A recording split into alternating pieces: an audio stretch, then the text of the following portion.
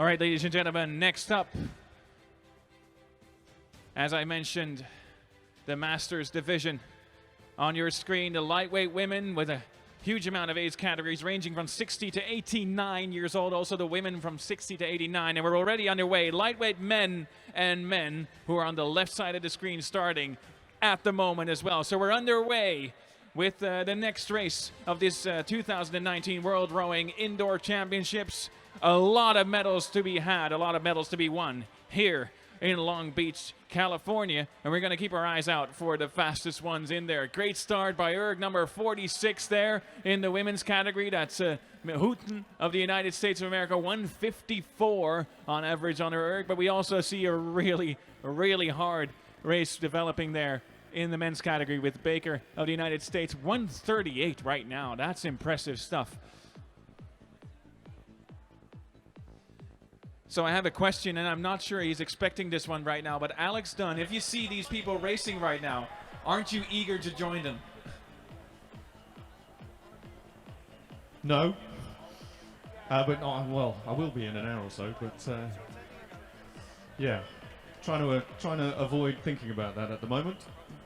There we have in the image, it's Suzanne Houghton of the United States. She's age 65 to 69, the G division of the Masters rowing event. And you can see on the top of the screen there, 157. She's leading the entire pack. She's in the lead of everyone. So it's not just a race per age category, it's also the race on average overall. You want to be the best overall while winning your age category, obviously. That's the way it works, right, Alex? That is right, yeah. And also, everybody's got a time in mind that they're trying to go for. Everybody's racing with themselves ultimately. We all know what this feels like. We all know the battles that you go through physically and mentally during this race. They're all keenly watching their splits, trying to hold on to whatever race plan they had. As the lactic starts to build up, the dark thoughts creep into their minds, and they battle with themselves and the machine.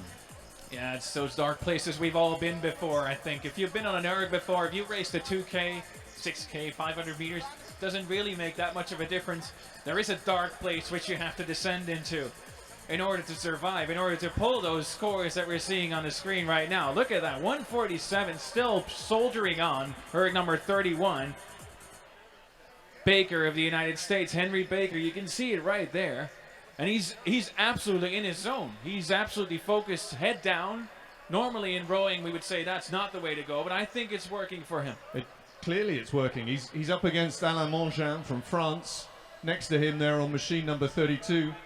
Alain has been a long-time competitor at these indoor races around the world. Fantastic athlete who's been around world record pace in the past, but at the moment, Alain is just struggling to stay with Mr. Baker there on machine number 31. That's a very spirited start by Henry Baker of the United States, leading the field by a considerable margin. But it's all about pacing. It's all about setting the right rhythm and keeping that rhythm. Because the race is not 1,000 meters. It's not 900 meters. It's 2K. It's 2,000 long, hard, cruel, unforgiving meters. And Henry Baker is just about to reach the halfway point. He's already racing his heart out almost, but he's halfway, and that's it. He is, but he's not pulling away anymore. His current pace at 150, exactly the same as Alain Mongin.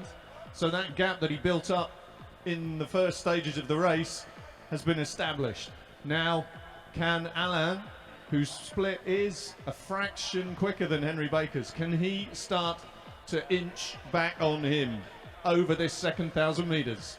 And in the meantime, with the women's category still in the lead, it's Suzanne Houghton and Isako Egawa also in the race. Women's 80 to 82 category. Wow, that's something. A lot of support for Isako Egawa, erg number 42. She's trying to make her way home. Yeah, and I think there was a big cheer from the German crowd there for one of their athletes down at the front. One particular person that I'm duty-bound to draw attention to on machine number 13 in the green t-shirt down there at the front. Dick Acker, one of the Acker brothers, the founders of Concept 2, the creators of this machine that we all know, love, fear so much. And Dick's doing a great job there. Well, he's pretty much up there with the top 6-7 athletes in this first Masters Division race. And if I'm not mistaken, he's actually leading his category right now. As you can see, the green boat with number 13 on there. There's no other green boats in front of him. So that would mean, logically, that he's in the lead. And if he keeps this up, we can actually shake hands at the end of this race and say, hey, Mr. Founder of Concept 2, you actually won your race. Yeah, we might have to do a little interview with him at the end. He'll love that. That's what he loves. And in the meantime, with the women, Suzanne Houghton still holding out, still pushing hard. As we have the Masters H division on our screens, age 70 to 74. And back to the women. Carol Woodward of Great Britain, and she's in the second place right now, not too far behind on Suzanne Houghton in the F division. So it's a different category she's racing in, and she leads by a landslide right now. Really impressive stuff. And look at that technique. It keeps firm, controlled, in the zone. Yeah. Calm, cool, and collected. Yeah, Carol Woodward is a fantastic athlete, well known on the indoor rowing scene, the online community, puts in those meters, trains very, very hard, and puts out some phenomenal scores. Well, we're getting to the dark places right now. 300 meters to go for the men, 400 to go for the women. Still Suzanne Houghton with that lead split going on, still trying to keep that below the 2-minute mark on average, but this is where it starts to get really bad. The lactic acid coursing through your body. And there we have it. Henry Baker, after that fast start, finally overtaken by one of his rivals. Yeah, Olaf Ellefsen, here from Norway. Another great athlete that we know so well. And Alain Mongin closing down on Henry Baker. Just 2 meters behind him now. Yeah. 2 meters behind the next athlete. So Baker still with a bit of an advantage through the field. Yeah, it doesn't really matter that Olaf overtook him. But it gets really interesting if Mongin ekes closer, because Mongin is actually racing in that category. So this is about the win and second place right now. Yeah, I think it's going to be a little bit too late for Alain Mongin to make up those last few meters. It's 146 though. Look at those scores. 146 for Mongin. It's 157 for Baker. So it's dangerously close, but he just narrowly holds down. Look at this. It's only, well, it's less than 2 seconds. So it was a little bit closer than probably Henry Baker was comfortable with. But there you have him in the center. Masters Age Division, 70 to 74 years old. Sporting the fluorescent yellow shirt. Henry Baker. And look at his face. He's absolutely spent. And Mongin, to his right, or to his left rather, to our right, is absolutely knackered as well. Yeah, and Elizabeth Feldman there on your screen, all the way from Australia. 70 to 74 lightweight women. Just 150 meters to go for Elizabeth after this long trip over.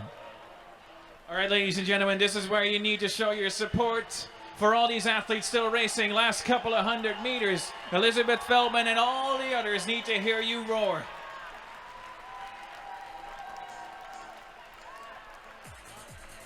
$50 meters to go for Elizabeth Feldman. Still 158 on her screen. That's really impressive stuff. As the rest of the athletes slowly but steadily start to cross the finish line. A couple of Masters men still finishing their race. Yeah, and coming close to the line also, Luann Mills on machine number 54. Luann leading her competition. Long-time competitor again, has come over to Europe to race as part of the US team many years ago. Great athlete, humped over a machine with her husband John. Sat there whispering in her ear behind her. Last couple of strokes to go for Egawa. We saw her earlier.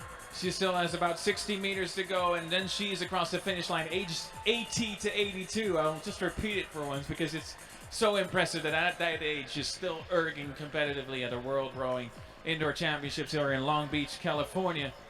And there you have it. She's across the line to erg number 42. Last couple of strokes also for Steindl, Smith, and Borger in the men's division, in the second row and the first row as well. And there on your screen from Spain, Pilar Elvira. Another one of these athletes that we've seen many times before. multiple champion at the Spanish Indoor Championships. Frank Borger there, United States, erg number 3. Trying to close it up. Keep going. That's about it. 130 meters to go. 120 meters to go. And then we have our last male competitor in this particular heat, this particular race, crossing the line as well. And we just missed Dean Smith finishing 9:43.7. One of our oldest competitors here today, if not the oldest. Fantastic performance there from Dean. All right, ladies and gentlemen, Pilar Elvira, Masters K Division, 83 to 85, lightweight women. That means that this morning she had to actually get on the scales to show everyone that she was a lightweight and that she was able to compete in that particular weight class. And then she's across the line as well. Really impressive stuff for Elvira, erg number 40, all the way from Spain.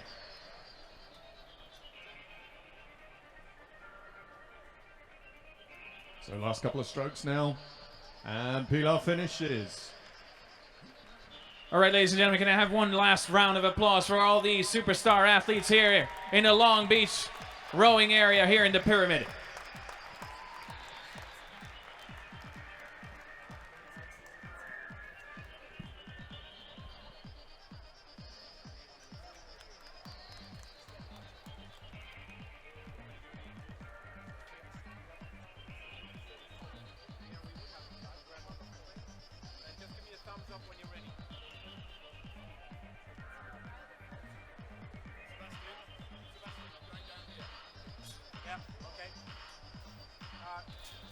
Just go for it, Alex. So next up is back far end.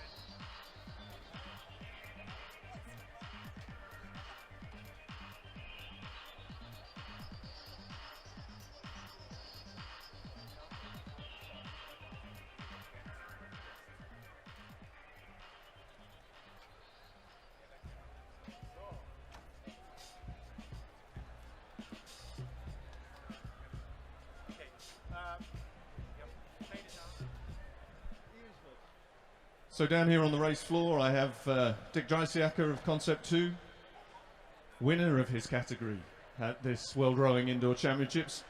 Time 7:25.8. What do we think of the time, first of all, Dick? Well, it's predictably slower than last year. But you dominated that race. You were out in front. You got a comfortable lead. Was that part of the reason why you didn't push on quite so close to last year's time? Probably.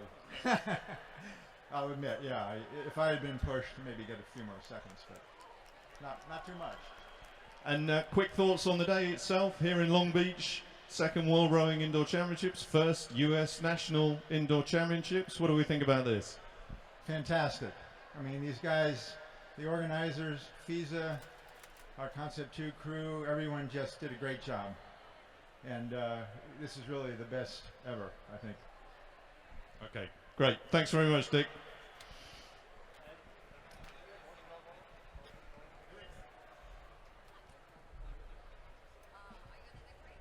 Well, there you had it, ladies and gentlemen. One of the founders of this sport, still active. And if it's up to him, I think we'll see him in 10 years' time at the 10th edition of the U.S. Rowing Indoor Championships, the 11th edition of the World Rowing Indoor Championships, wherever we may be then. Maybe we'll be back here, maybe we'll be in Japan, because indoor rowing is all across the globe. And there's so many people who've come